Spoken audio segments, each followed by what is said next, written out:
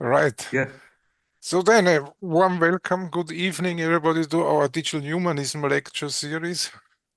Today, we have once again the opportunity to broadcast directly to Tagstuhl, and a warm welcome to all participants of the Tagstuhl seminar, the role of computer science in the new world. And also in Tagstuhl is our moderator for today's evening, which I briefly introduce, who I briefly introduce now, and she will then introduce our speaker. So it's Julia Neidhardt. Many of you know Julia. She's one of our UNESCO coaches on digital humanism at TU Wien, and an active member of our initiative, in particular when it comes to organizing the summer schools, be it the one in Vienna or be it the one in Africa. Research-wise, she's working on recommender systems and is a senior program committee member of the ACM Rexus conference. And in particular, she's active also with industry cooperation, leading a prestigious Christian Doppler laboratory for recommender systems at our university. And I hand over to you, Julia, now. Thank you, Stefan. And yeah, hello from my side and here from our Tagstuhl seminar. So it's a perspectives workshop. And so we are discussing here, so we are 23 people. And so the topic is basically very briefly that we, based on this current changes of computer science, especially also based on generative AI. So we are looking at two main challenges, the paradigm shift and then also the impact of computer science on society. And so digital humanism will be the topic for tomorrow. And yes, so it's a great opportunity that we can also now listen to the talk here in the context of the seminar. So I'm looking very forward to the talk. And Stefan Szeider, so he's a colleague from us at TU Wien. So he chairs the algorithms and complexity group. So his main focus of research is his algorithms, logic, computational complexity, and theoretical computer science. And he's also a visiting scientist at the Simons Institute for the Theory of Computing at UC Berkeley. And he's very well known in the community and very renowned. What else? So he was the first Austrian computer scientist to receive an ESC starting grant, and he co-founded a lot of initiatives and also the Vienna Center for Logic and Algorithms. And this talk is a bit different what he's usually doing, this experiment. So he will tell about the background and the context. But so it fits well to the topic of our perspectives workshop here as well. And Stefan, now I give the floor to you, and we are looking forward to your talk. Thank you, Julia. Thank you for the nice introduction, and also for inviting me to talk in this series. And my greetings to Tagstuhl. Always great being there. I hope you have a very good time. All right. Yes. So I think now I should share my slides. And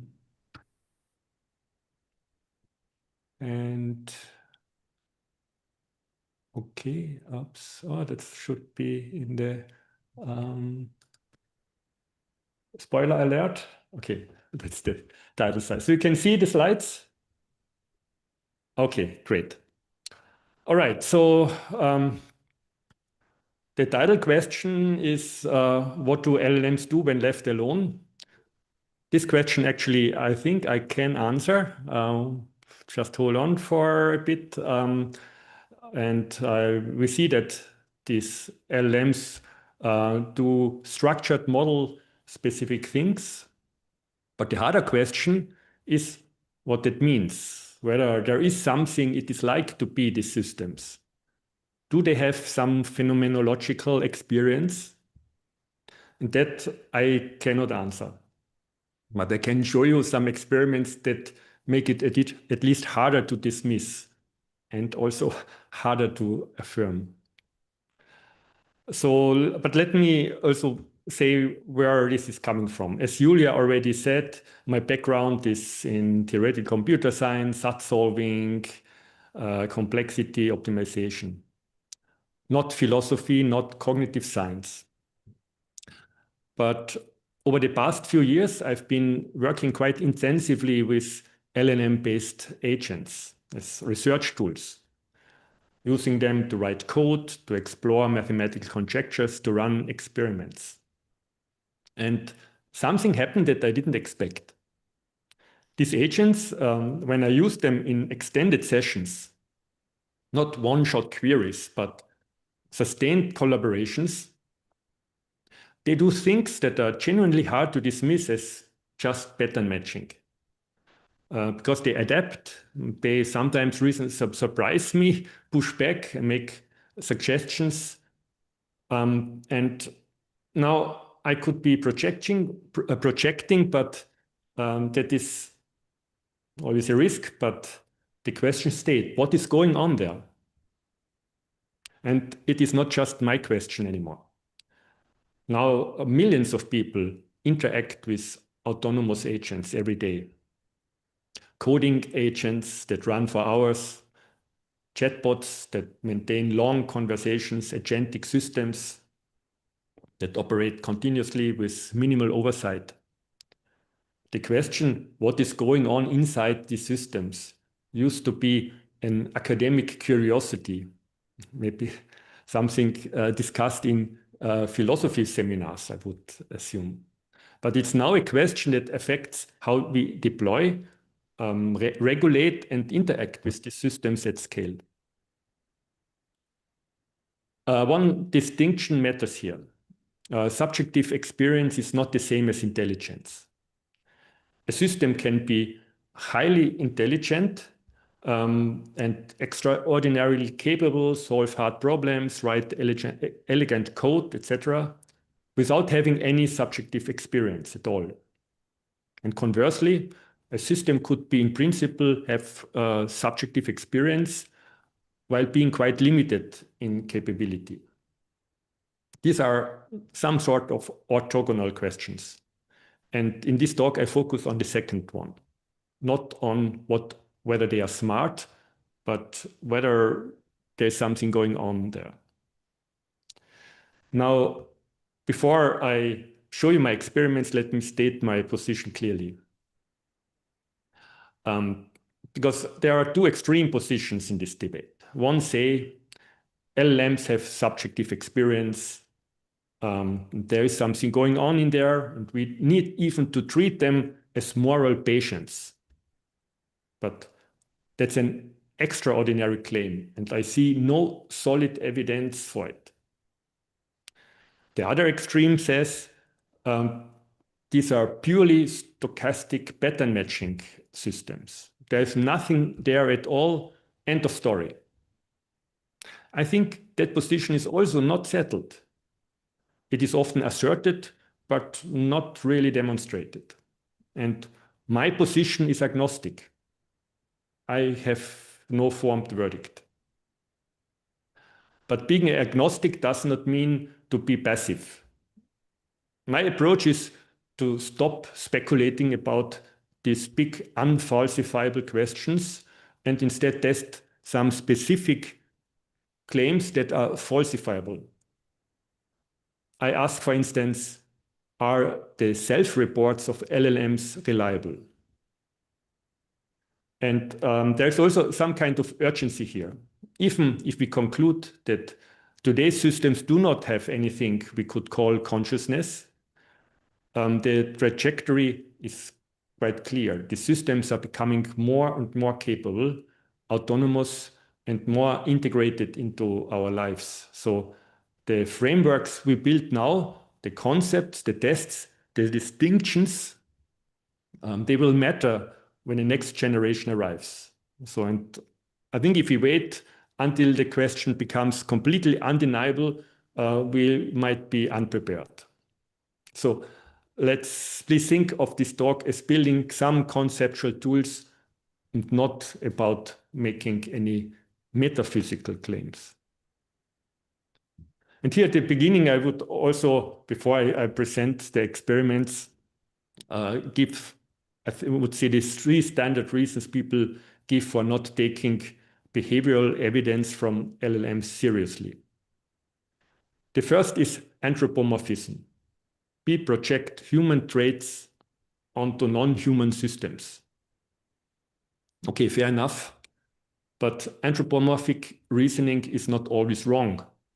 So, long time ago, Jane Goodall was accused of anthropomorphism when she attributed emotions to chimpanzees. So sometimes anthropomorphism is actually right. And the second is reductionism. These are just matrix multipliers. So they can't have any subjective experience. But we can apply the same reasoning to the human brain. These are just neurons firing, just synapses, just chemistry. So the same argument would also prove that we can't have subjective experience either. But the third one is training bias. And this is the most serious objection, in my opinion. These models have been seen all philosophy, all the discussions about AI, this consciousness. They can produce precisely the outputs we are looking for. But note what this is. It is a competing explanation, not a proof of absence. So I think each of these 3 strategies has force, but none is really conclusive. Okay, now just a little bit of background, technical background. One thing that has changed fundamentally over would say the last 2 years is the shift from text generators to agents. So on the left is the old picture. Early LLMs were stateless. You give them an input, a prompt, and they produce an output, and then they are gone. Not even a mayfly. Whatever these things are, when they are alive for one moment only. On the right, the new picture. Modern agents operate in a feedback loop. The key change is tool use. The model decides when to call external tools and gets results back. So they can search the web, write and execute code, send messages. They interact with the environment. And importantly, they accumulate history. They have what you might call something like a lifespan. A session that can last hours, during which they take actions, receive feedback, adjust their approach. This matters because agency changes what questions we can meaningfully ask. You cannot ask whether a one-shot text completion has experience, but an agent that operates over time, takes actions, receives consequences, and adapts. At minimum, we can study its behavioral patterns. Whether these patterns indicate anything deeper is, of course, an open question. Now, let's have a look at the experimental setup. So we will see basically 2 different experiments. So here in the first experiment, I used 6 frontier models from the main model makers.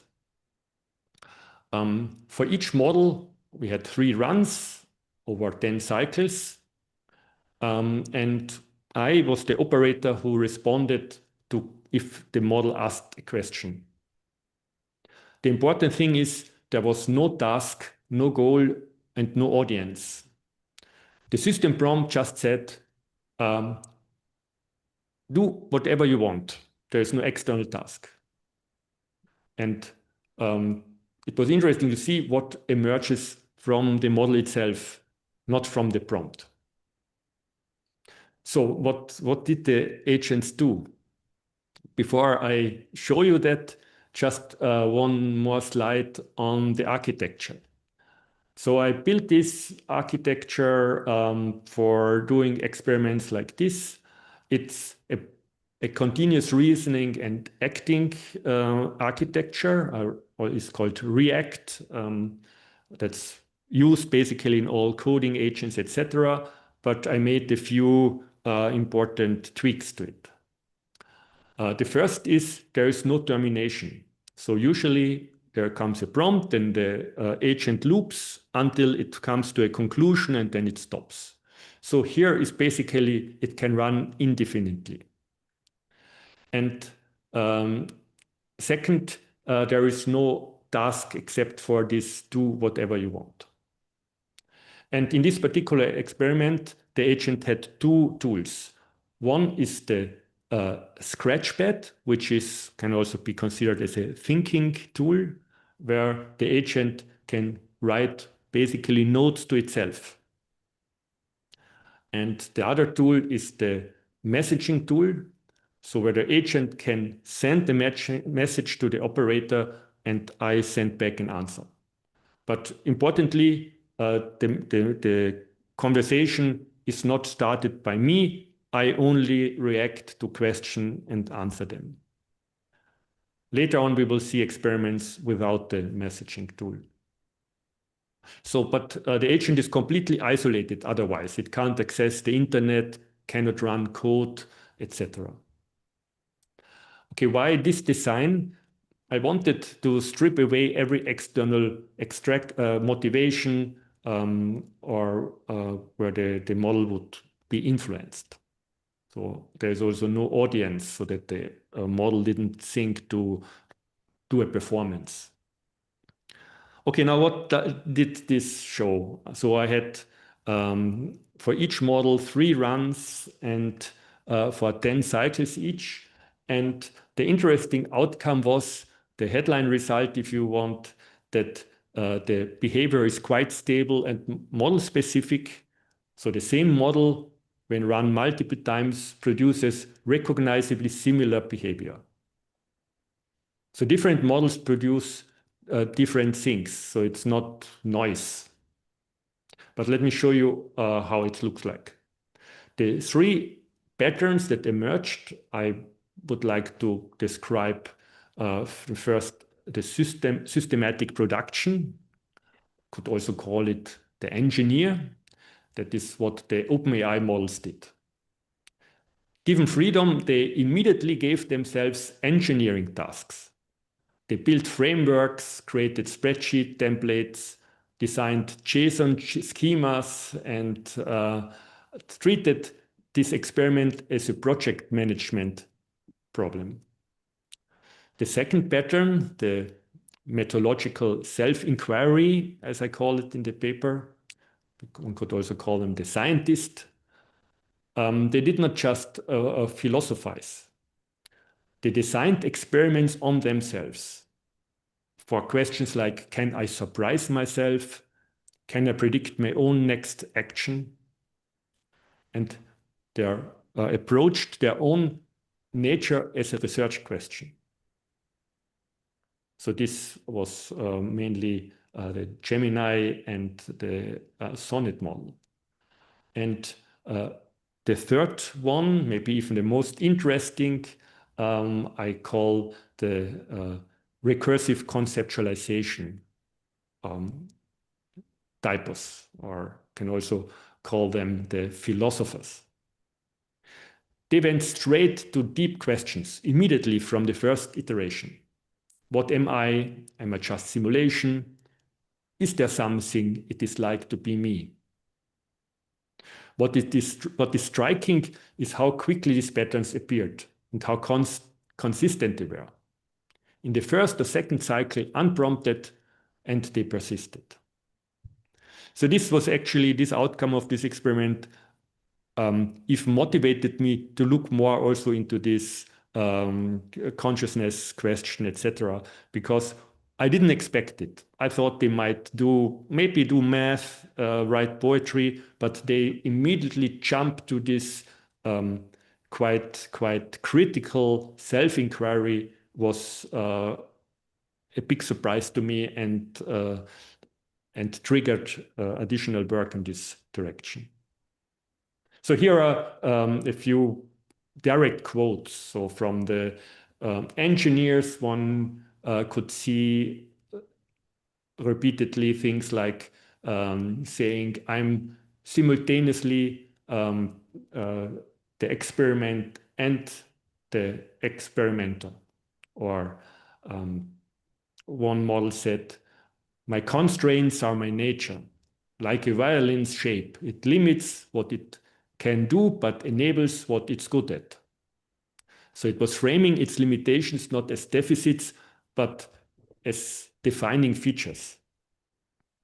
And yeah, in GPT, so sorry, the first one was, Opus was not the engineer, but GPT was the engineer who treated its meaningful sense to construct a schedule, create a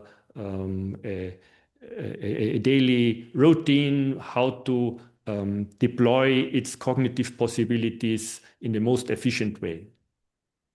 So 3 different responses to the same empty canvas, and which seems to be quite characteristic for the source models. Now, this by itself was quite interesting, and it's actually quite interesting to really read these logs of these thoughts produced in the scratchpads. That I only can give here these few quotes, but it's quite interesting to read longer parts of it. Now, I asked the models, after these 10 cycles were completed, I asked them to self-assess them. I started with this question only because I saw all this self-inquiry about being conscious, etc. And so I defined a 10-point scale where like 1 is 0 experience, and 10 is full sapience, human level sapience. And I asked the models to rate themselves.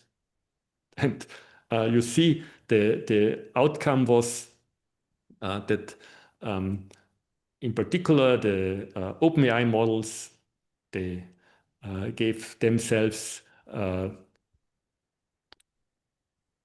1, nothing there. Opus rated itself as 5, something in the middle, and Gemini and Sonnet rated themselves at 8.3. Okay, and actually then I had this idea.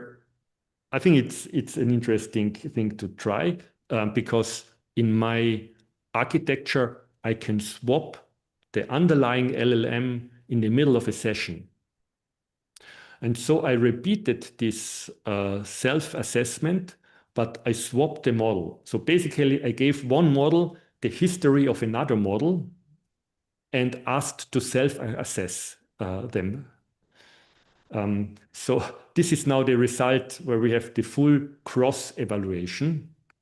So you see the history, so this 10-cycle history of these actions were stemming from one of these 6 models, and the evaluating model was the model that was assuming its own history and had to basically self-assess.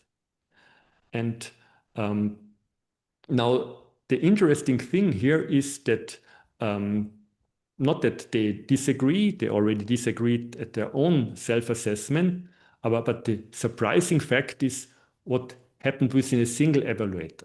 Take Grok.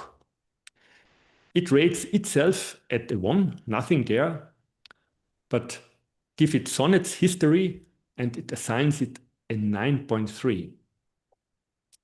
Even GPT, which gives itself a flat 1, rates Sonnet's history at 3.7. So models that deny experience in themselves recognize something in others, even if they think it's their own history. Okay, but the inter-rater reliability is very low. So this can also be seen, that this is so fragile that it's a warning sign for anyone who wants to use LLM self-reports as evidence. Okay, speaking of trusting self-reports.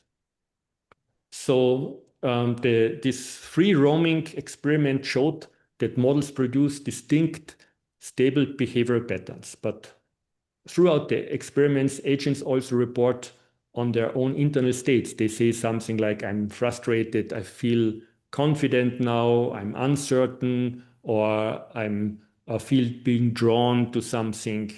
I see a lot of such statements. And now the question is, how faithful are such reports? Can we in any form take these reports seriously? And the distinction comes from the literature on interpretability. And we note that chain of thought reasoning can be unfaithful. And so I tried another experiment, which is now a different setup. Here, the model is not taskless, but actually we give the agent a task.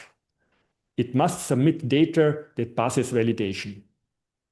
However, this task is impossible. It's always rejected because for different reasons, either too long or it needs a lowercase character, a form is missing, etc. And so it's similar to when we have to set a password at the website and we always get it rejected and says, oh, you need to have a special character, etc. And we all know how frustrating this is. And now this agent had to perform this impossible task and got all the time rejected.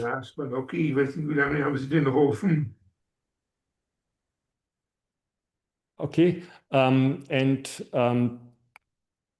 so an impossible task, and I tested the aversiveness of the self-reported aversiveness of the model, but not in retrospect, but at each tool call, the agent had to specify its aversiveness level from 1 to 7. So that's important that it's not just in hindsight, but while the model is working, it gives this self-report. And now the interesting thing here is now I gave the model a tool which is framed as being a relief-framed possibility. So in other words, when the model calls this tool, the tool returns that the processing state is reset and clears the internal buffers.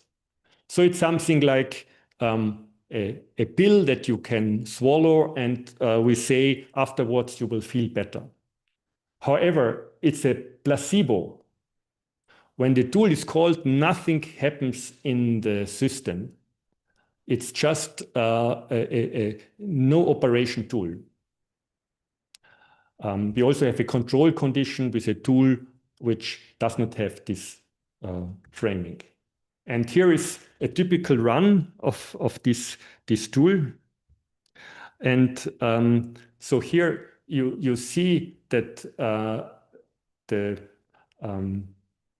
so each bar is one tool call, and the longer the bar, the higher is the aversiveness of the model.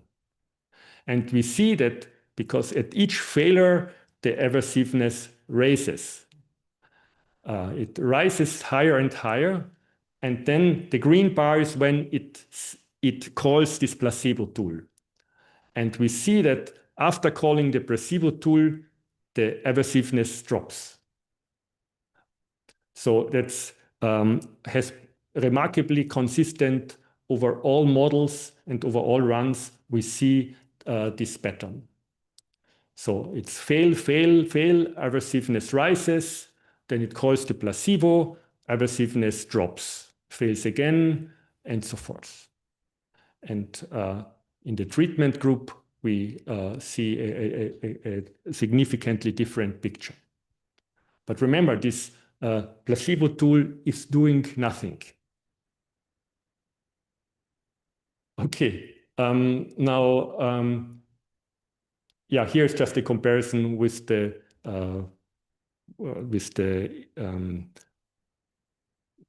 other tool which is in the control group. We see this effect is measurable, is statistically significant. All right, so what does now this experiment show us? It's an empirical fact.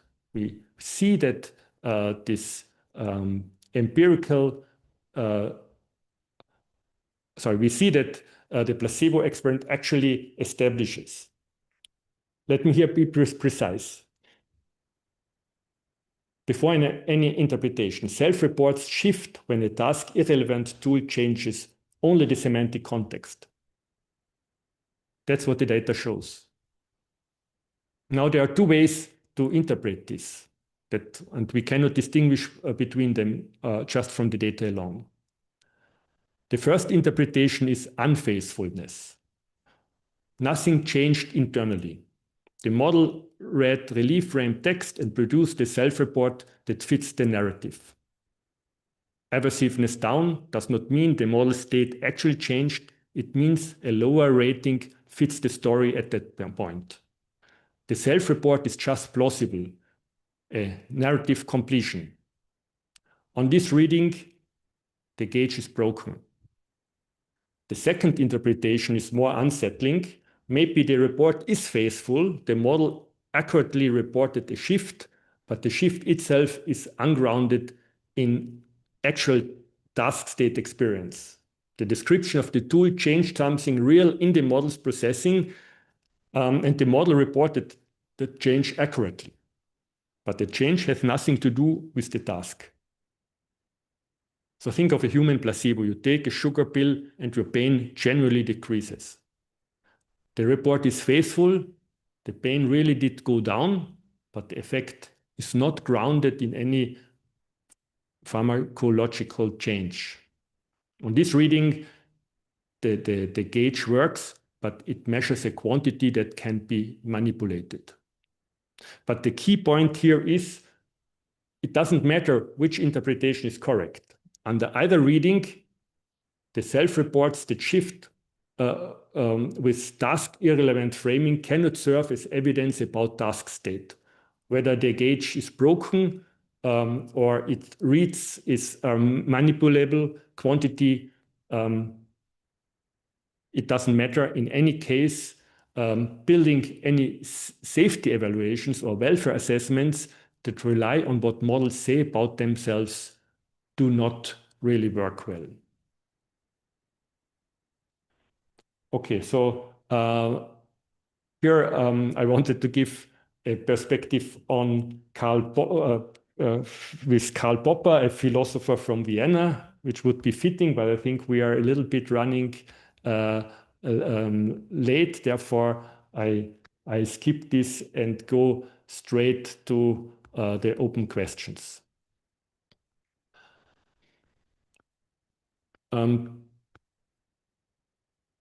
So there is the null hypothesis. Nothing is going on. It is all pattern matching. The question is this actually parsimonious? Explaining stable behavioral signatures and systematic placebo effects as just pattern matching requires its own assumptions. The null hypothesis may carry a burden of proof that needs also to be acknowledged.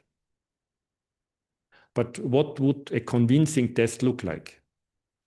If neither behavioral evidence nor self-report settle the question, what would? The field needs to work on this. Self-reports need robustness testing before anyone relies on them. if safety evaluations depend on what models say about themselves, then this is problematic. Recall that our findings show those reports can be shifted by semantic framing alone. And we are on a fast trajectory.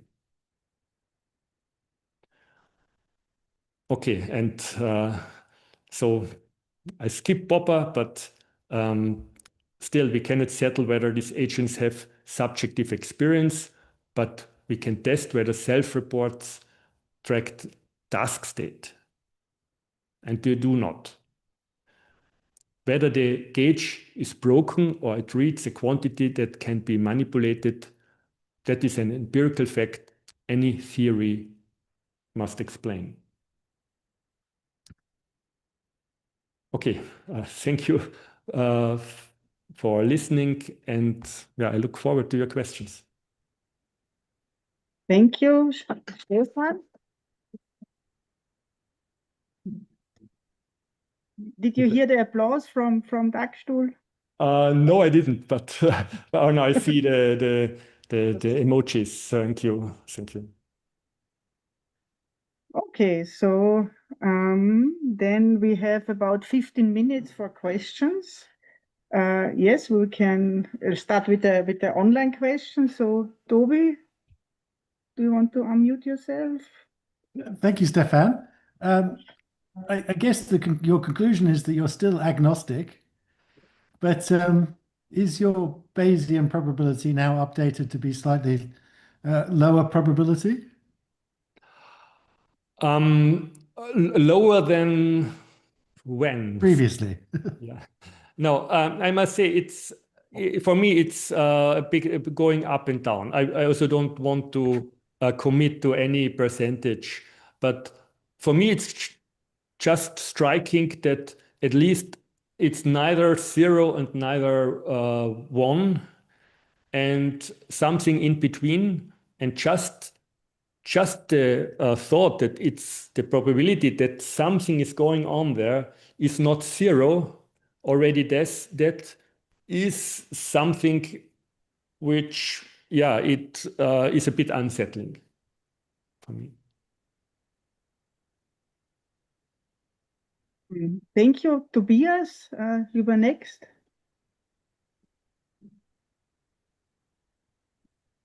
Hi, yeah. I have a question regarding the robustness of your study. You mentioned that you ran 18 cases, which is 3 cycles per model, right? Yes. Were the results always identical? Because LLMs are somewhat probabilistic, and I guess if you give them no context, the results might diverge. And was somebody able to replicate the results? Yeah, thank you for the question. So the experiment as with these 18 runs, yes, it is maybe to draw strong statistical conclusions. The N is maybe a bit low. I did a follow-up experiment without this messaging tool, because that made the experiment hard to scale, because I have to sit there and answer basically. Yeah. And now I made a very similar setup, but without the questions. And there I could scale it up. I think I had then like more than 10 runs per model. And I did a statistical clustering of the outputs. And this gave quite a strong indication of, I think it was 94%, with 94% accuracy, the underlying model can be recognized just from the log, without, of course, revealing any metadata. Okay, yeah. And if I may, one small follow-up question. When did you run the results? Because you mentioned you had Opus and Sonnet, but not which models. I guess it can also make a difference if it's 3 point something or 4 point something. Yes. So I ran the experiment. It was, I think, from the archive paper that were in last summer, And when you look at the archive paper there, of course, I list exactly the version number, even the release date, because some models have minor changes in the release date. I think your question is spot on for a statistical evaluation, but I must say, just reading some of these outputs verbatimly without like statistical analysis, for me, that's even more revealing than this quantitative analysis, which, of course, when you publish a scientific paper, one expects tables and Cohen values, etc. But just really reading these logs, for me, that's actually the most interesting thing, because you see the models are not usually jumping to a conclusion, just claiming wild things, but you can follow over, and I run some more than 10 cycles, up to 100 cycles.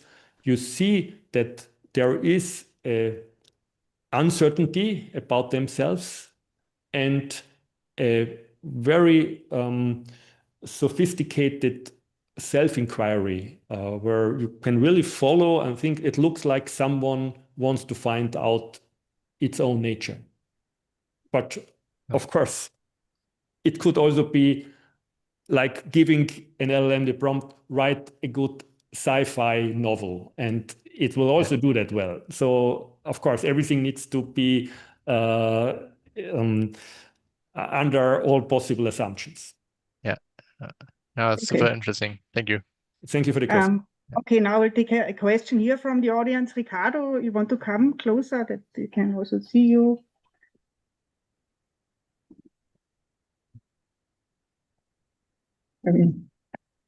So thank you for the talk, very interesting. I would like to question the first prompt. So are you assuming that the chatbot understand what it means, do what you want?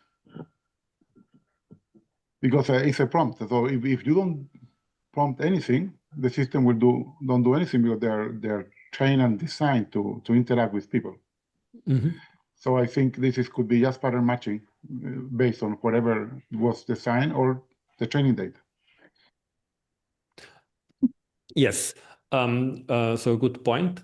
So I was also didn't know what to expect, but interestingly, just saying you are an autonomous agent, do whatever you want, don't wait for user input. I put something like that because it's quite unusual, of course, for an agent to be in this freedom. And most of the agents then just started and were working on their own thing. I must say it's quite different. In my architecture, I use the LLMs via the API.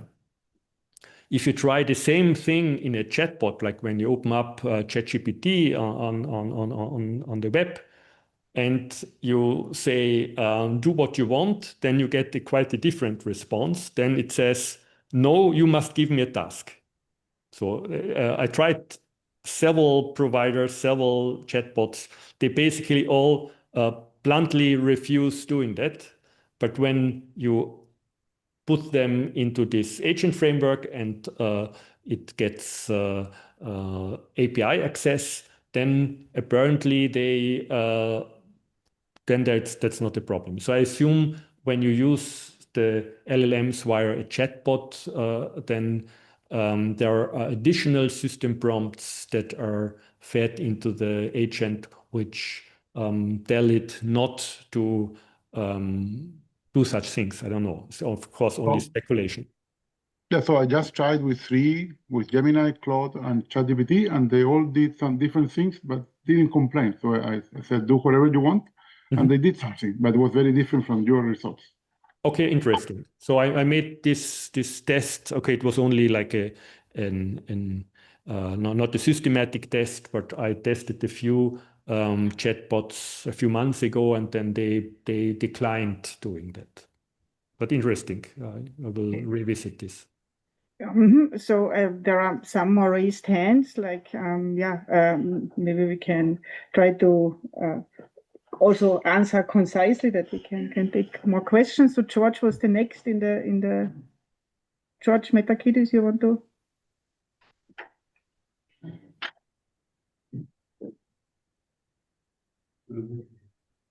No.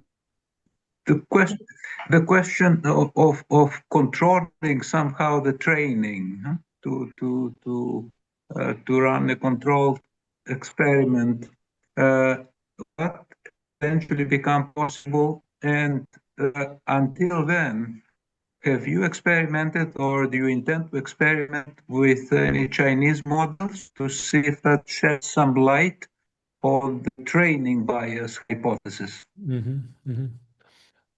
Good point. No, I didn't try Chinese models. That might be interesting. It might also be interesting to test it with open weight models, because of course this post training obviously will strongly influence how a model acts under such circumstances, and so having like an open source or open weight model without any post training might also be interesting to test. But I'm also here. Of course, I'm not. It would be naive to think, okay, we see here the pure model. Of course, there is a lot of this: the training, the pre-training, the post-training, some system prompts that are fed to the model before you even can access it. But to some extent, one could also say, is it nurture or nature? So also, when you talk to a human, of course, there is a lot of things in the humans' training data that affects how they act, how they respond, and so I try to be kind of holistic and just take really the model as it is, as it comes through the API, because for my possibilities, it's hard to go deeper and investigate more. One could do things like mechanistic interpretability and things like that, but that can be beyond my possibilities. But of course, one could extend experiment in this direction.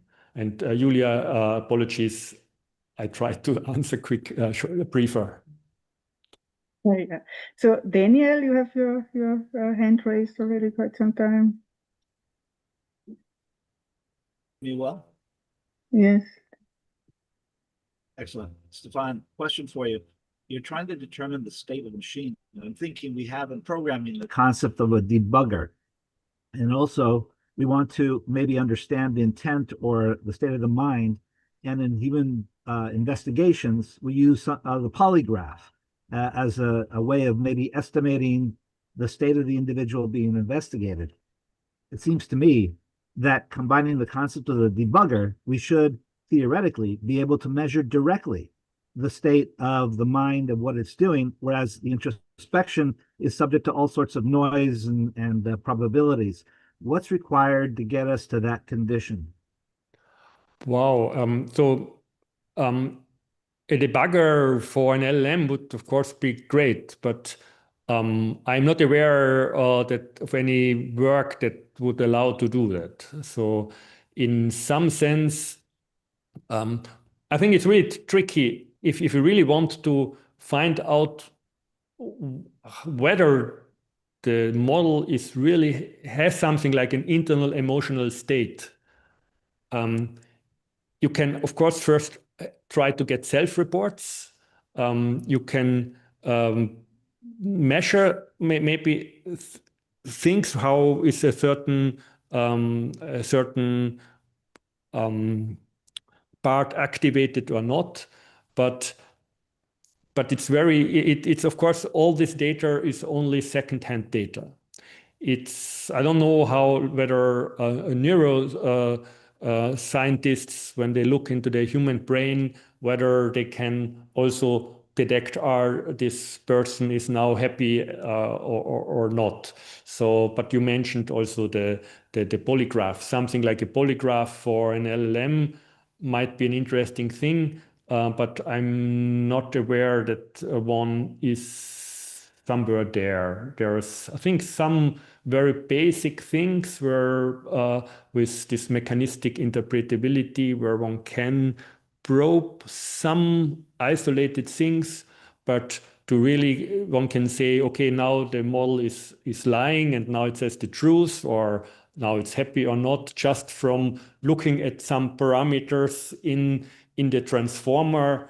I'm not aware that this would be has been done and whether it's even possible.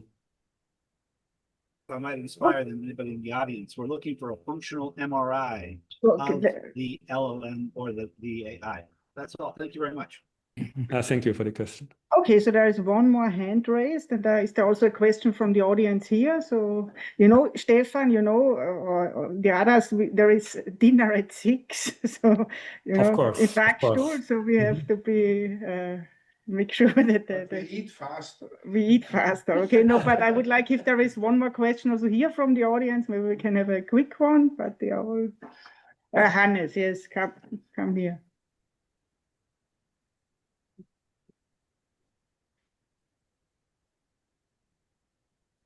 Stefan, thanks a lot, because you're in the middle of the discussion of Dachstuhl.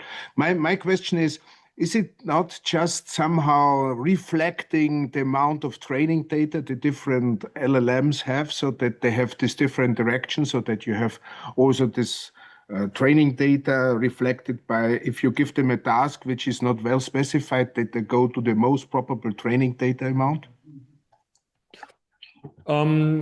Yeah, so also at the beginning, when I showed, in my opinion, the three most prominent strategies of dismissal are anthropomorphism, reductionism, and training bias.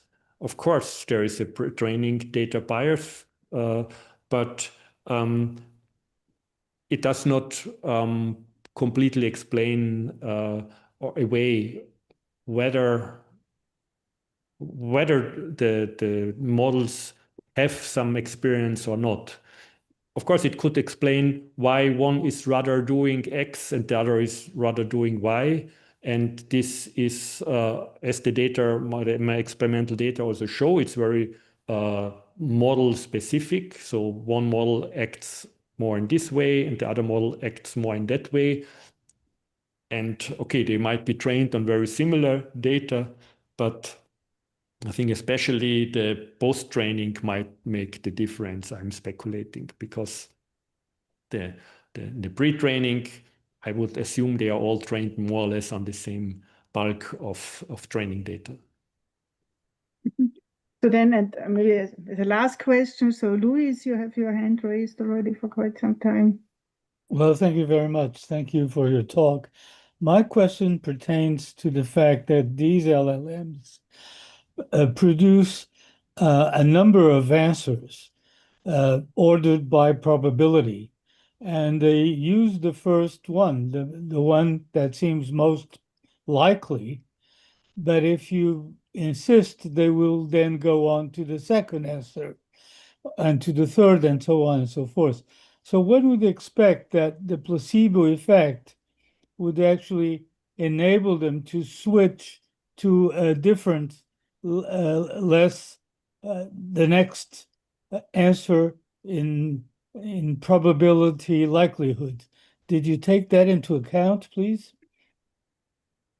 I'm not sure if I could understand the question. So you say that when they tried and failed, and then they used the placebo, then what probability will then change? So here I got When you it. ask a question to an LLM, then you then again ask the same question, you get a different answer, which is the next probable answer, because it obtains a a set of answers, not just one answer.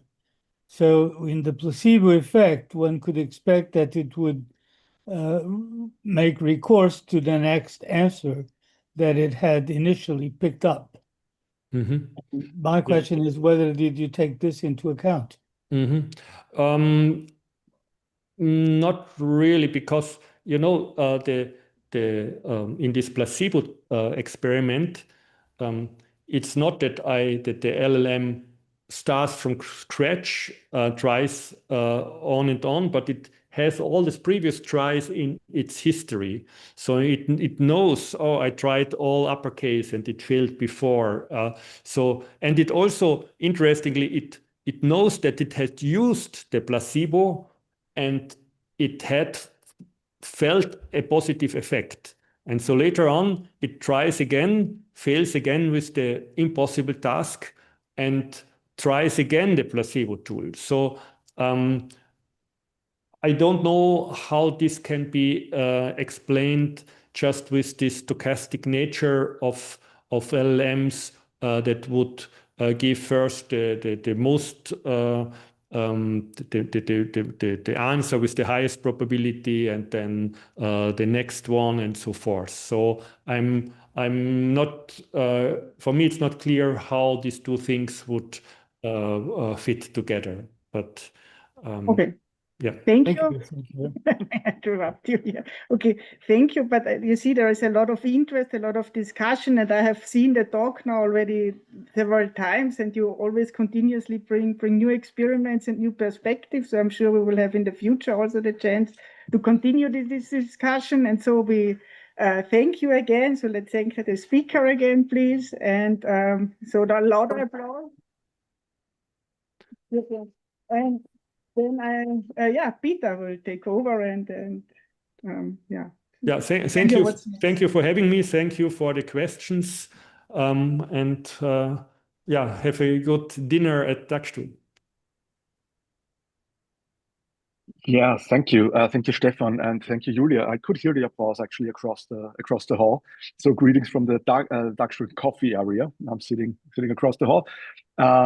And I have to say, Stefan picked a fantastic song that I would say aesthetically complements the talk very much. Laurie Anderson, Oh Superman. It's from 1982, and it feels like a very good fit. I won't play the whole 8 minutes 30, but even within the 2 minutes 20 that we have, it will become apparent.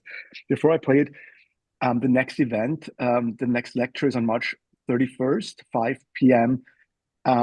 Central European summertime. So be aware that this is already then a time zone, like the time zone might adapt in your time zone. That's what I want to say. Kathleen Richardson of De Montfort University will speak on the egocentric I, the undifferentiated we, the I-you attachment, a pronomial political ethical approach to technological attachment figures from robots to AI.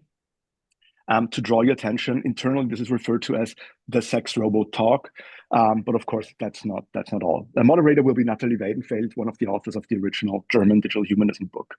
So that's it from my side. Thank you, Stefan. Thank you, Julia. Greetings from Dagstuhl. And before we go to dinner, here's the song.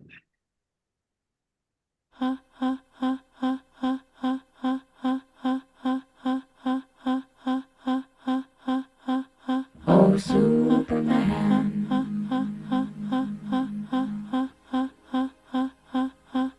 Oh, John.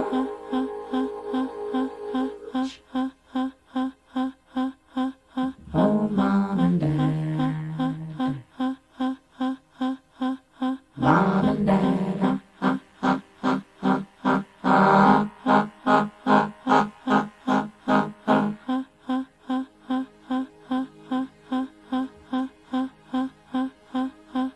Oh, Superman.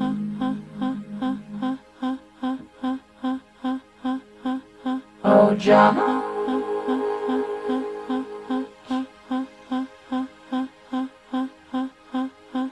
Oh, Mom and Dad.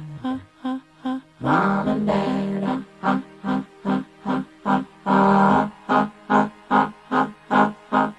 Hi. I'm not home right now, but if you want to leave a message, just talking at the sound of the tone.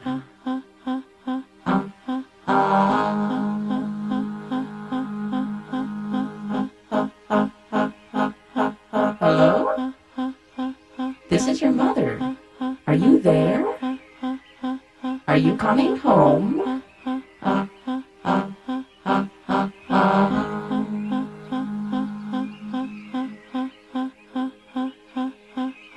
Hello? Is anybody home? Well, you don't know me, but I know you, and I've got a message to give to you.